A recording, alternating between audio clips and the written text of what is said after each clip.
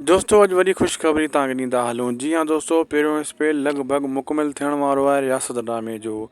जी हाँ दोस्तों, पहिरें स्पेल जी ज़ोरो शोर सां जेका शूटिंग हली रही आहे उन जी पहिरें स्पेल जो आख़िरी मरहल में वञी शूटिंग पुगी आहे, जंहिंमें सभ खां वधीक उमीद अली कलवड़ ऐं मंज़ूर मुराद जा सीन शूट कया विया ऐं उन सां गॾोगॾु एस भट्टी जा बि सीन काफ़ी शूट थिया। कुझु खजू साहब जा बि।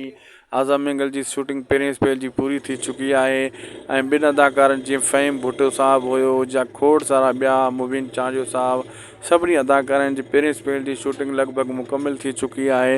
हाणे पहिरियों स्पेल तमामु जल्द जेको आहे दोस्तों फाइनलाइज़ थी करे वेंदो एडिटिंग में ऐं वरी ॿिए स्पेल जी हाणे वरी शूटिंग वरी स्टार्ट कई वेंदी, जेका ॿिए जेको आहे स्पेल में जंहिं जंहिं अदाकार जा सीन हूंदा वरी उन्हनि जी शूटिंग जेको आहे न हलंदी रहंदी लगातार।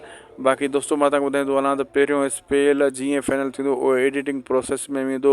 एडिटर पंहिंजी एडिटिंग कंदा ऐं उन्हनि जूं किस्तूं तयारु कंदा। जीअं ई पहिरें स्पेल जूं 25 किस्तूं हूंदियूं आहिनि हिकु स्पेल में, उहे सॼियूं तयारु करे पोइ उन जो फस्ट टीज़र जेको आहे रूनुमा कयो वेंदो ऐं मोकिलियो वेंदो, ख़ासि करे KTN वारनि जे जेको आहे न तरफ़ां।